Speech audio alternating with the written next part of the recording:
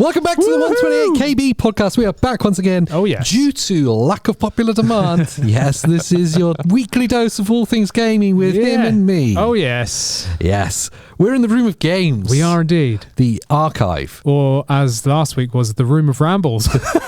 Yeah, sorry about that. If you tuned in last week to get straight to the point, we never got there. Danced around it many times.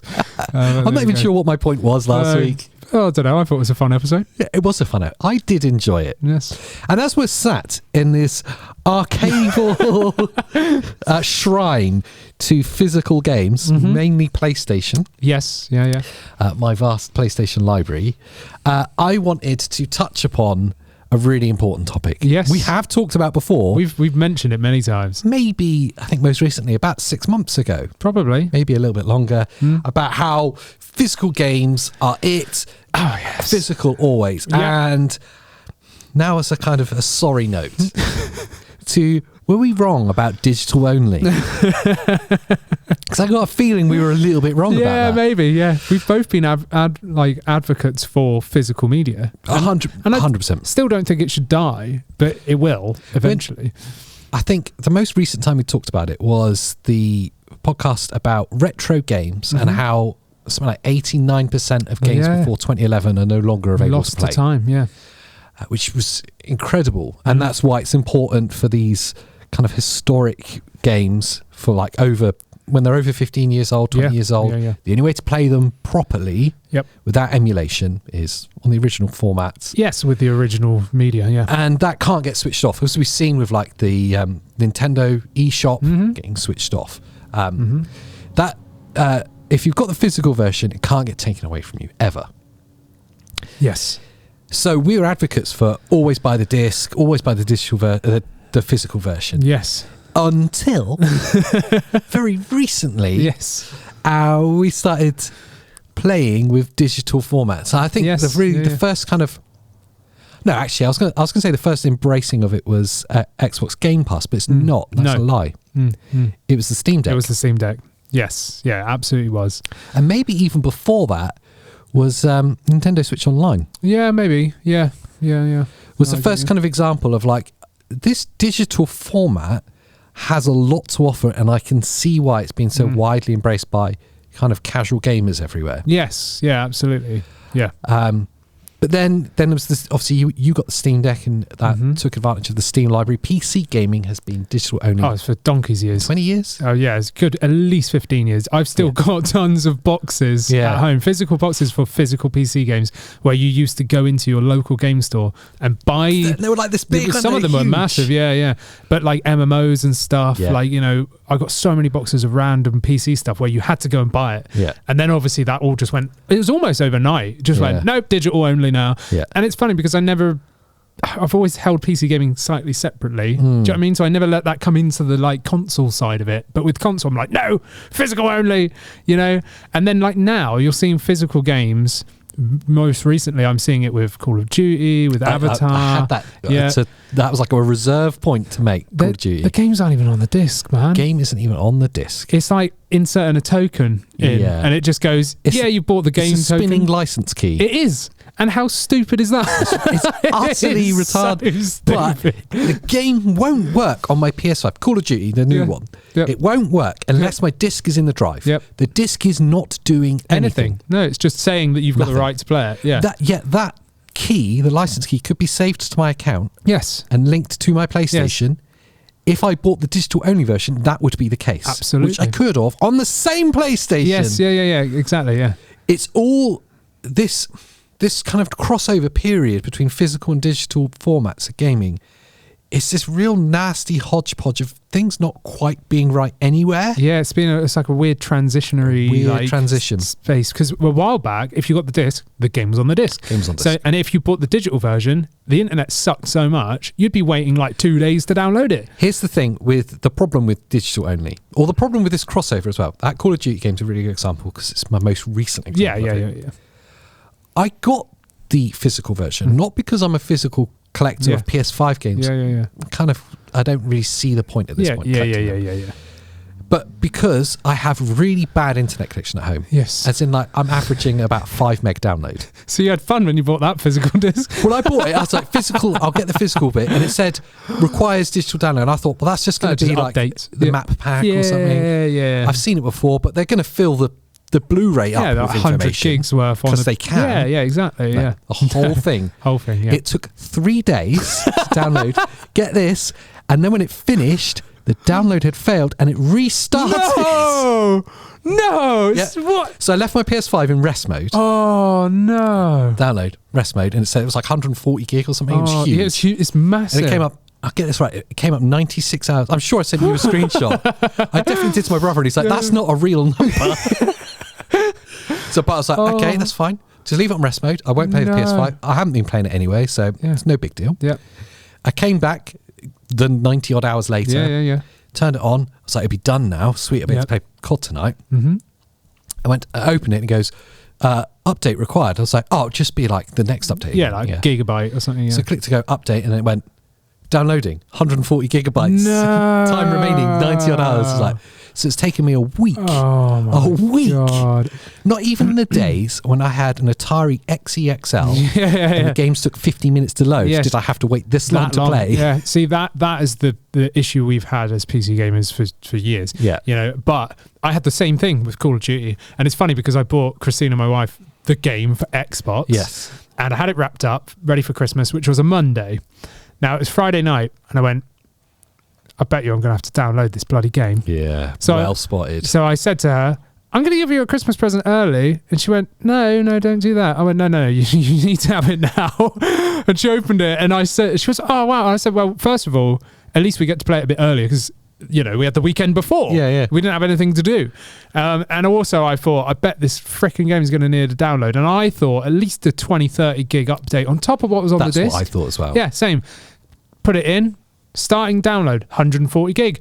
And I was, what? You can't even select at that point to not download the campaign. Yeah. You have to download all of it to then launch the Call of Duty HQ, whatever that rubbish is. It's a confusing menu, isn't it? Yeah. And then go in there and then say, no, remove single player. No. Let me just download multiplayer. Yeah. I don't care about Warzone. I don't care about the story. Yeah. Like, there is none anyway. Yeah, so, it's pointless do you know what I mean? Like, why am I downloading 140 gig here? And why do I have a disc that has nothing on it? You know? And that's the point, is these games, you can buy one of these now on eBay, find the original console, right? Load it up and it will work, right? If you buy a PS4 game, you're going to need the internet to update it. Yeah.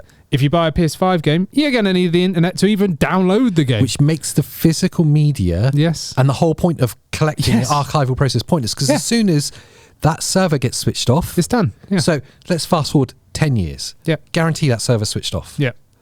You cannot play that game anymore. Absolutely. So the point in buying the disc is literally to stick it on the shelf and look at. Yeah. It's just redundant. Yeah. It's completely redundant. So it removes the whole point of this game collection and thing. Preservation of video games. Mm-hmm. The thing, like you, we are playing collectors. We're not value collectors. Yeah, we buy games to play them, So at some point I like to go through and go, oh, do you know what? I'm just looking, there's Myst 3.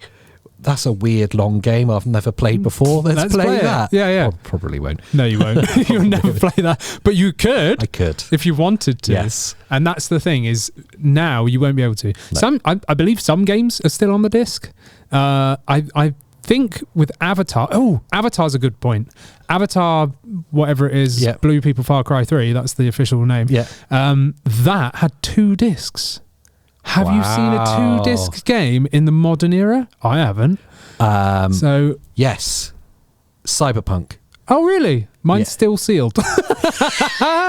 So, okay, fine. But very rare. Very rare. Well, because I opened it and it said disc 1. I went, that's funny. Yeah. Pulled it out and went, oh, look, there's a disc 2. Yeah. And that had the game on it. So I did actually install from the disc. You put in disc 1, and then it goes put in disc 2, and then it goes put back in disc 1. I'm like, okay, great. So like 95% of the game was actually on the disc. Yeah.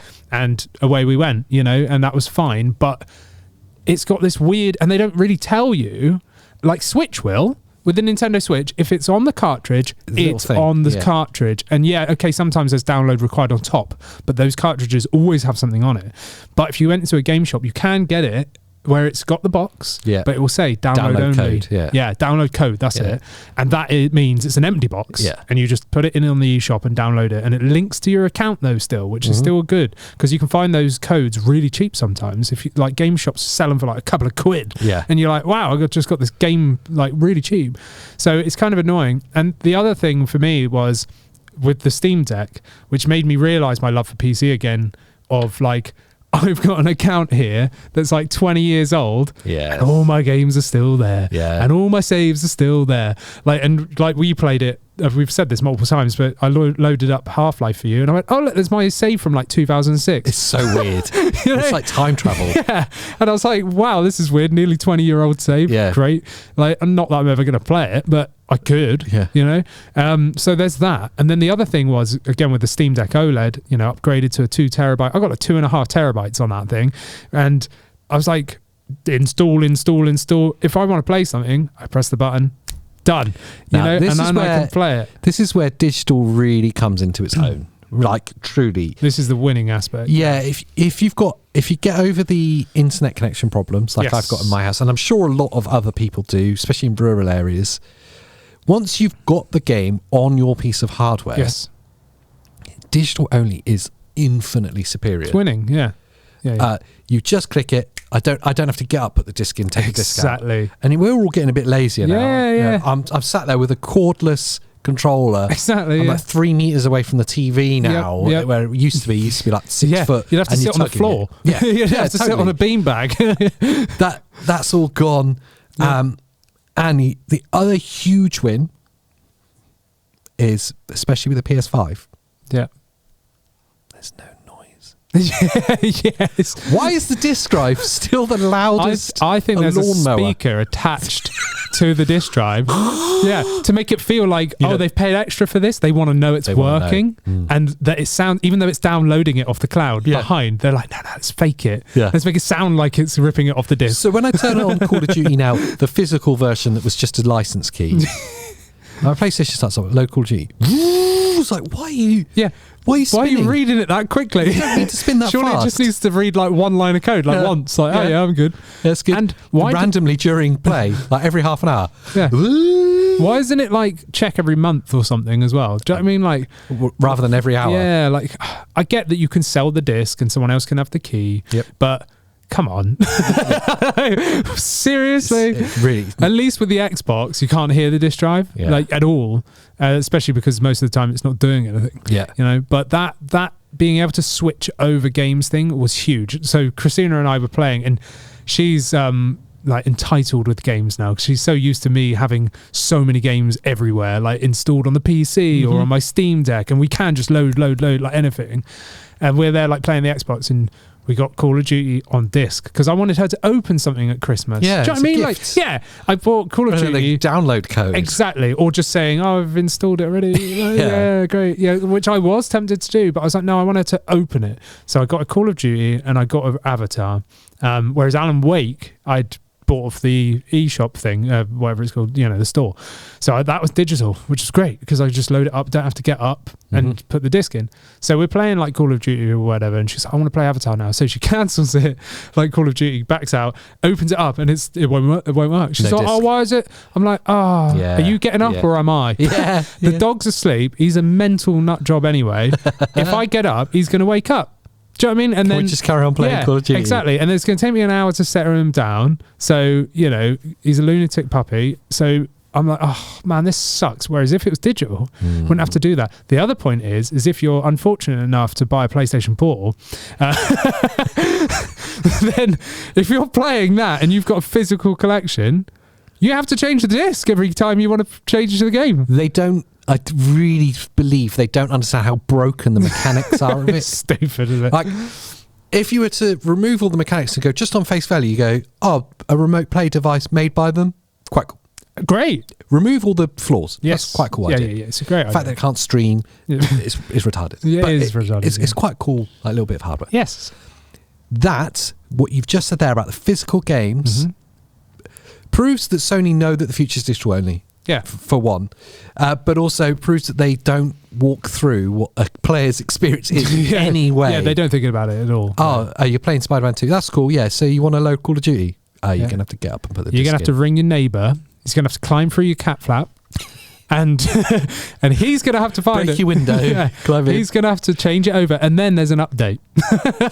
Yes, 20 gig update. Oh, great! Done. So whilst you're at the airport trying to stream off crappy Wi-Fi, you've got enough time to get your neighbour to break into your house and swap the game over. And that's the reality of it. Yes, like it's even annoying being like third world problems, sitting on your sofa 3 foot away from the telly and thinking I can't be asked to get up and change the disc, let alone trying to stream something. Remote play. Do you know what I mean? Yeah. And that's the thing. I've been remote playing the Xbox onto my Steam Deck, the OLED. And I've even been... you just casually dropped that in there, didn't you? And, the OLED? The OLED, yeah. And I've also been streaming the PS5 onto the OLED because it supports HDR, which the Portal doesn't. And Weird. Yeah, it's funny that. But that's what I noticed. Anything I downloaded digitally... Great, I could just load up and away I went. But if I wanted to load up a game that I've got on disc, well, part of the whole mechanic, especially in the PlayStation ecosystem, is just broken. Silly, isn't it? And I know Xbox has the same issue with their physical games as well. Yeah.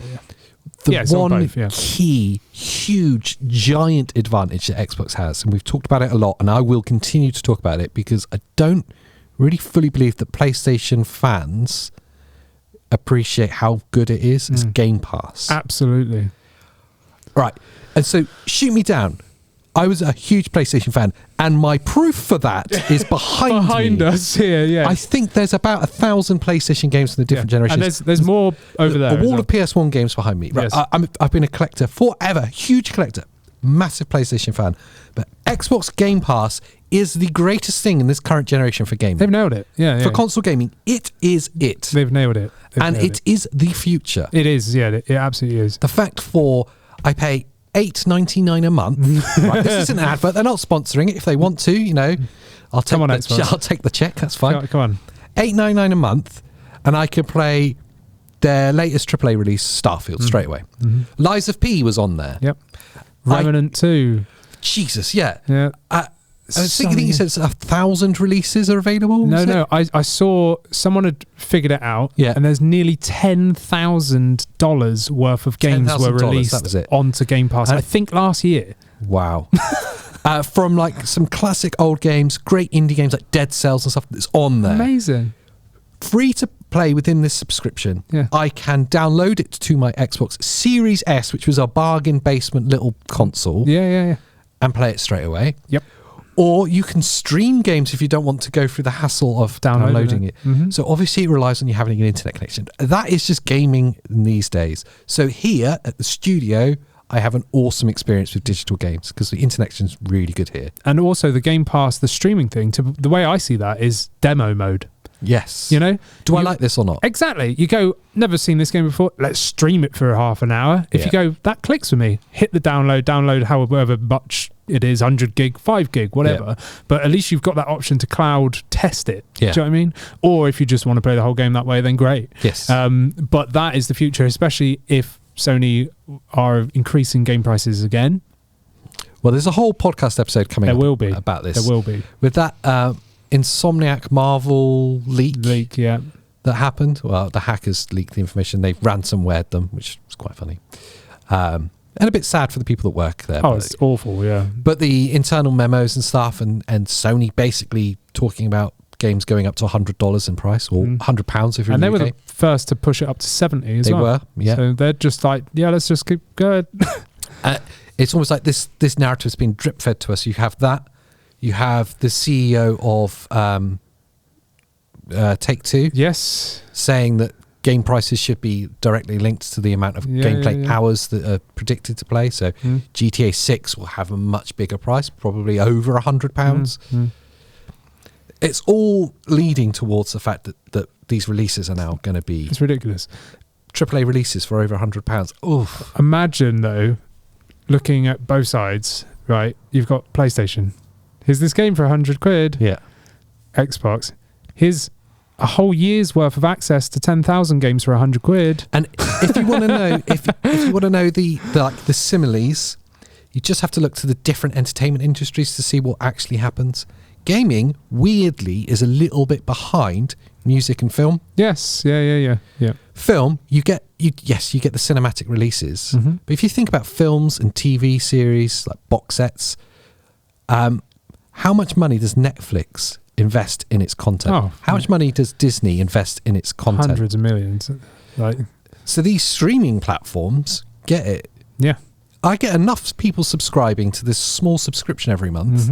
If I get that into their millions, then it justifies us spending a lot for this AAA release on a streaming platform. Yeah. That's the avenue that Xbox have gone down. Yeah. And I think they've done it right. So they've been on the back foot for a while now. Yeah. Because to me, they've been working away behind the scenes to make this ready to win in the future. Yeah. Do you know what I mean? And I think we're on that curve now that, they've taken a bit of a hit over the past few years. And now they're ready to sort of swoop it out from everyone's feet. The opposite is Sony are still with the record industry and the film industry of old, where if you wanted to own a film or own an album to watch, you'd have to actually go and physically get it. Yeah. And Sony would be, let's go and get it on Blu-ray, and it's twice the cost of what it would be on normal DVD. Yeah, absolutely. Because they own the format and they want people to buy the format. So rather than you subscribing to a Netflix style thing to watch the film, no, you have to go to the store and buy the really expensive physical media. That feels like where Sony is stuck. Yeah. And I mean, they've got all the streaming stuff, haven't they, now? But it's so expensive. It's so expensive. They've got all these tiers. Yep. Do you know what I mean? It's like, I know Xbox Game Pass has tiers, but it kind of makes sense because the cheapest, they're more accessible. Yes. Whereas I feel like the Sony side of it, I actually cancelled my Sony I did as PlayStation Plus account as soon as they hiked the prices again and didn't bring anything new in. Luckily, my renewal happened the month before the price hike. Yeah, mine didn't. I just cancelled my auto renew, but it's done the whole year, so I've got a year, best part of a year left. And whether I will or not depends on what I'm playing at the time. Yeah, absolutely. Yeah. For me, the only reason to have it was to play online. Yes. And I mean, Call of Duty is the first time I've done that. True. Yeah. For a long time. Yeah. I'm not a big multiplayer kind of person. But yeah, I mean, I just feel like Xbox are winning on this front. I think they are set up ready for the future. Yeah. I really do. And it's funny because I've really turned my heels on this because I was advocating physical media for so long that now I'm totally on digital side. Like I said to you earlier when we were going to get lunch, I was like, I think the next gen, I'm digital only. Well, I know we gave a lot of advice to Sony when before the Portal came out, when it was called the Project Q. Yeah. And they didn't listen to us. No. I don't know why, with this massive publication. About what they could do to make this a success. Yeah. What PlayStation could do to make the future console generations a success. One thing is the preservation of video game history. It's one thing Xbox do really well. Yeah. Series X, you put in an old Xbox game and you'll download the latest kind of version of it. Yeah. It keeps those games alive. Absolutely. And it kind of makes them digital as well. Yeah. Well, they are, aren't they? Because it's pretty cool. PlayStation could do exactly the same thing. Like exactly the same. The PlayStation 6, when it comes out, it could have that. Yeah. You don't have to make it... The backwards compatibility issue makes it a lot easier. But I guess Xbox has always been built around a kind of PC styled architecture where PlayStation has been a bit more standalone. Yes.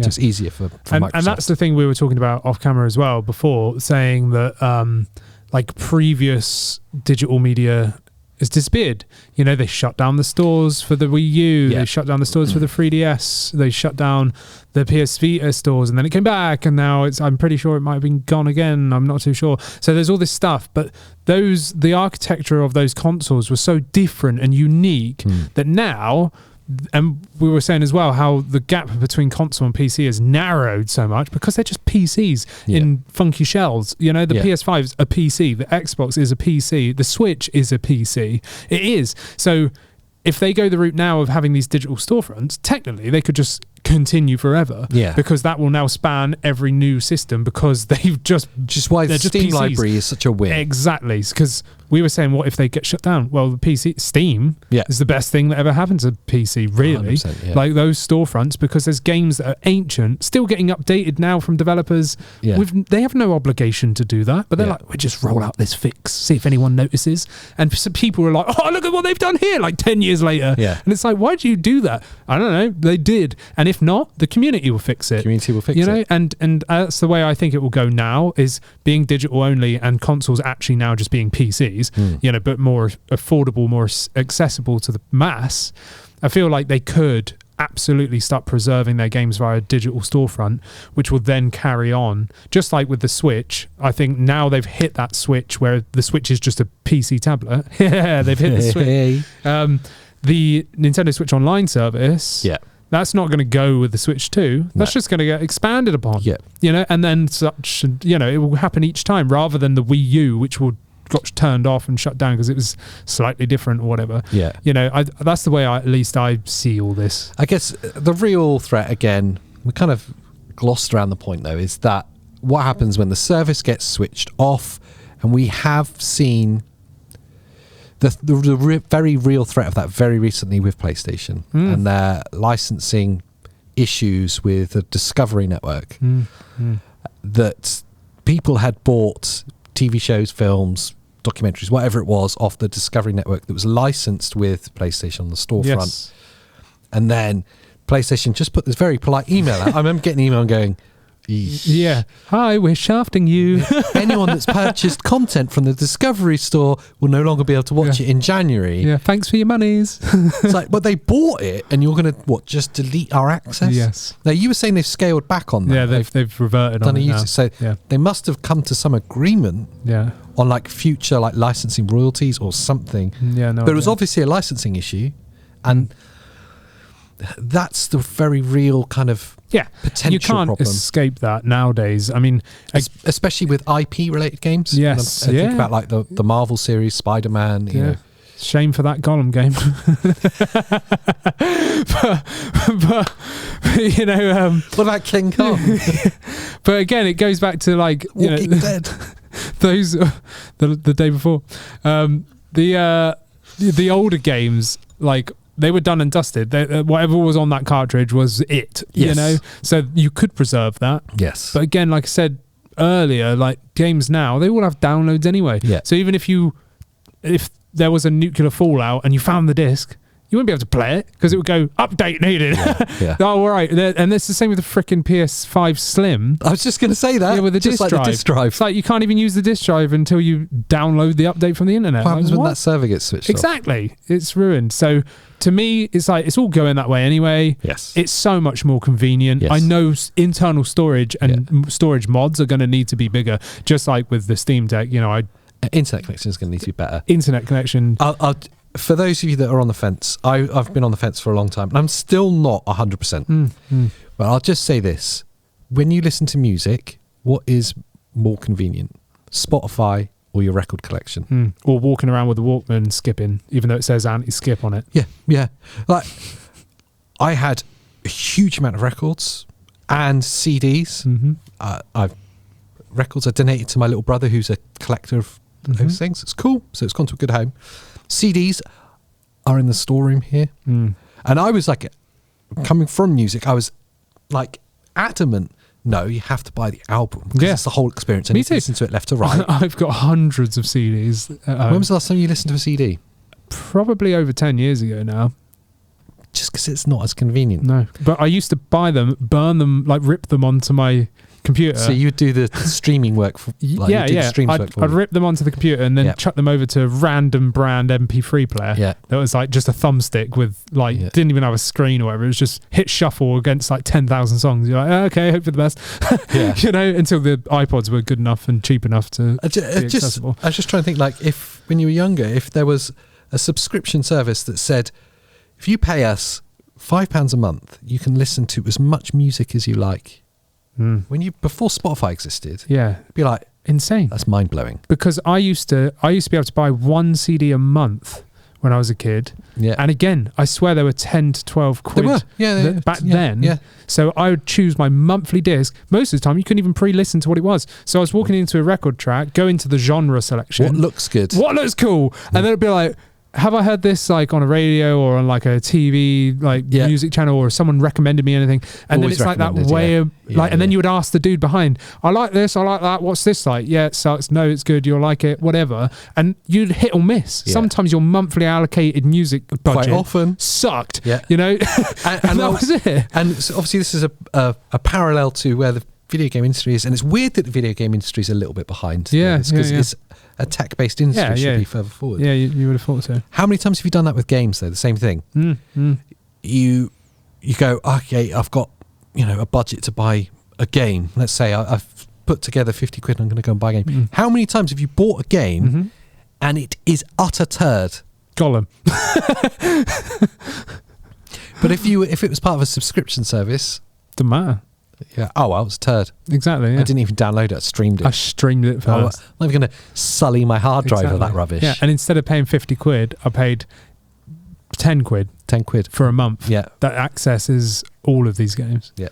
Yeah. It's stupid, isn't it? RoboCop. I know. It's just such a shame. I really want to play it still. Play it. But I haven't bought it. I bought it digital. I know. Yeah. I really want to love it. It's critically acclaimed. I still don't understand why it's getting such good reviews.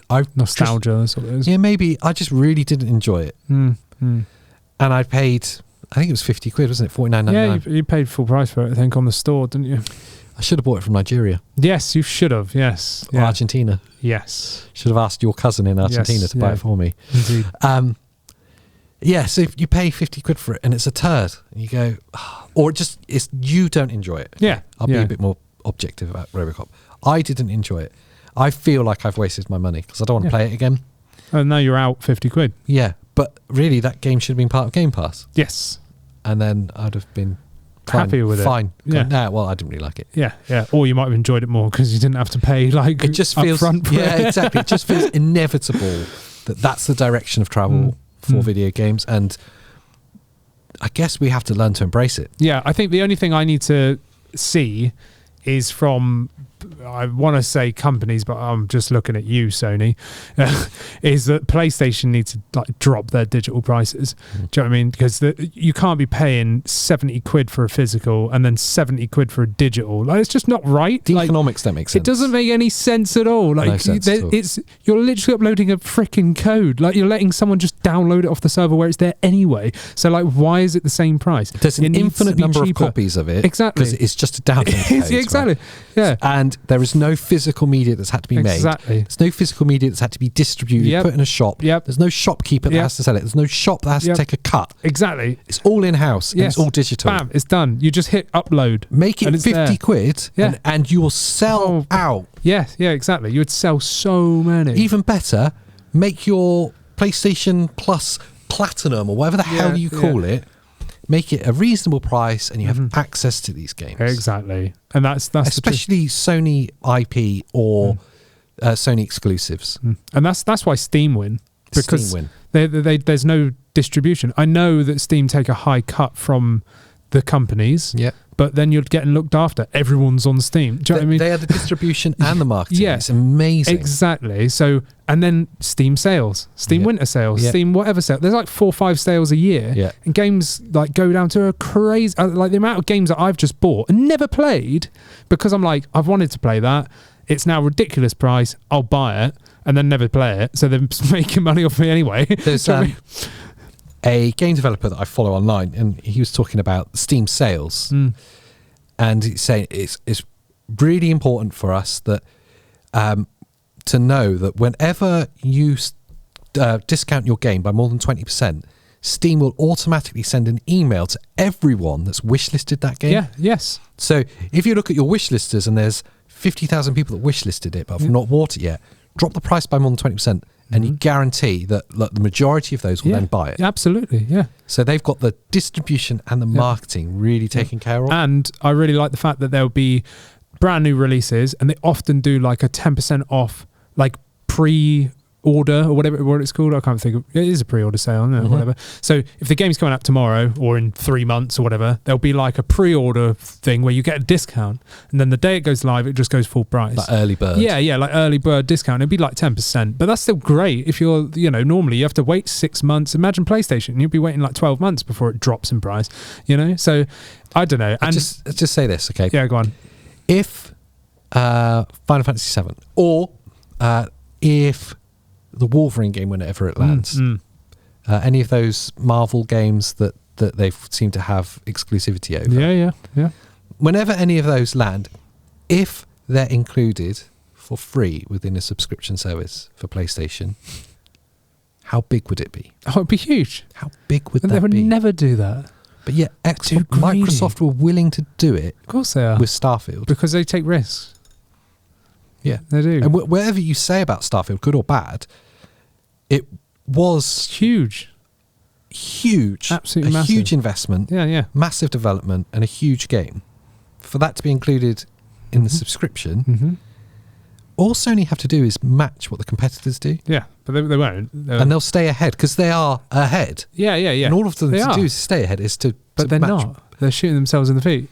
Because again, it's just silly, isn't it? It really is. And now Microsoft have Activision Blizzard. And this year we're going to start seeing like Call of Duties and everything else coming to Game Pass. Like, Whereas Sony are like, no, we made this game, pay me £100. Nah, I'm all right. if the trajectory goes, it really converges like that, separates like that. Sorry, and it goes, Xbox go all in on Game Pass, which that seems to be the they are definitely doing that, yeah. And Sony go all in on raking the prices up, like their internal memos seem to suggest they want to get to £100 games. It only goes one way, doesn't it? Yeah. You got the diehards that will stick with Sony, absolutely, but they'll become fewer and fewer. Yes, because there'll be more and more kind of disgruntled gamers like myself that'll go, but this is better value. Yeah, exactly. Yeah. And with the way of the world at the minute, every penny counts. Do you know what I mean? And you have to make tough choices. You're not throwing away like your pocket money anymore. This is investments. You're investing your time in a huge game, potentially, that costs a lot of money. Do you know what I mean? You've got to make the right choice. Yeah. You can't be dumping £100 on a game that's going to turn out like Gollum. Imagine the uprising of that. Do you know what I mean? Like, and there's nothing to be done with it. I mean, I know the Gollum company like folded like right after. That's so good. but do you know what I'm saying? Yeah, I totally do. Yeah. Oh. I mean, basically, Digital Only offers all of the convenience, and it should be all of the gameplay convenience. Yes. It should offer also all the financial upside for gamers. Yes, absolutely. Yeah. The only problem is currently it's in this weird transition. The gaming industry seems to be like 15 years behind the entertainment industries. It really is, weirdly. There is, of course, I'll acknowledge, the inherent risk of games disappearing for good. Yes. I just feel like, sadly, that's an inevitable problem that we're going to face. Yeah. Movies have exactly the same problem. Was it Ron Howard? One of the big famous directors was talking about it, saying if the films are no longer on Netflix or the equivalent, they no longer exist. Whereas before you could go into Blockbuster or wherever and get the film, but they'll no longer exist. So that's an issue that they have to come across. I don't know the solution to that problem. No.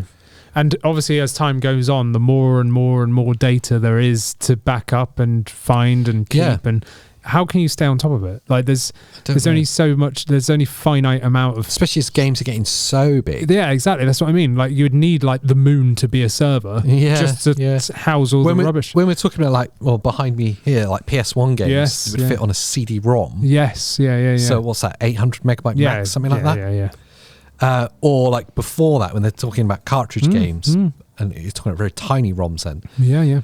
That's fine. You could have a very small server with them all on. Yes, but now when you're looking at like 140 140 gigabyte games. Yeah. I don't know what the archival solution is, or even if it's necessary. No. Yeah. Who knows?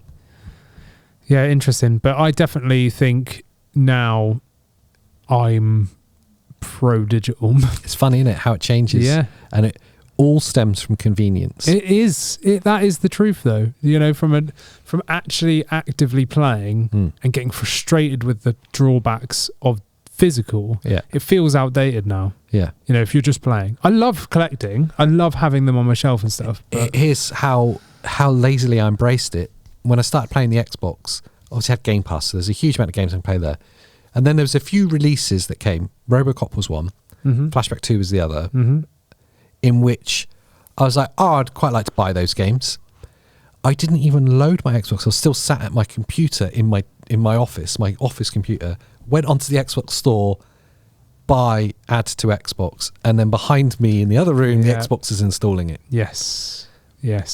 Tell me that's not better. I do that all the time. I go on my phone to the Xbox app. Do it not on your phone. And I was looking through Game Pass the other day. Yeah. And literally just click on it. It goes install to console. And I go, yep. And the Xbox doesn't even turn on because I've got it on that use more power, destroy the climate mode. I think they call it the Greta Thunberg mode. Yes, that's the one. Yeah. So it's just, it doesn't even turn on or anything. It's just there. Yeah. And it's the same with when I stream from the Xbox onto my Steam Deck OLED. It doesn't turn on. The TV doesn't turn on or anything. It just kicks it to it. Whereas if I stream from the PlayStation boots up, overrides the screen, and then it displays it on the screen. So that does happen when you remote play on the PlayStation. Yeah. I knew that would be a problem. But with Xbox, it didn't do that. I knew it'd be a problem. Yeah. So you'd actually have to physically unplug the HDMI from your telly for it to not do that. Yeah. When they were talking about the portal, it's like, I know that it's going to be a problem if it's the whole point is so I don't interrupt what's going on the TV. I know that PS5 is going to turn on. I know the disc drive is going to spin up. Yeah, and I know it's going to auto switch to HDMI. It's just inevitable. Yeah, silly, isn't it? It's silly. But yeah, there we go. So I don't know. Were we wrong about digital only? Is this just an inevitable transition? Yeah. I'd actually like to know what everyone else thinks in the comments. I'm sure we're going to get a lot of of course we will. Feedback. It seems to be whenever I have a slightly controversial opinion and a slightly anti-Sony opinion, everyone comes out of pitchforks. I know, they do. But I can't help it. I've become an Xbox fanboy after that huge suitcase of cash. I'm resting my feet on it right now. Yeah. I bought all these PlayStation games with that investment. With that. From Microsoft. No, but, I don't know.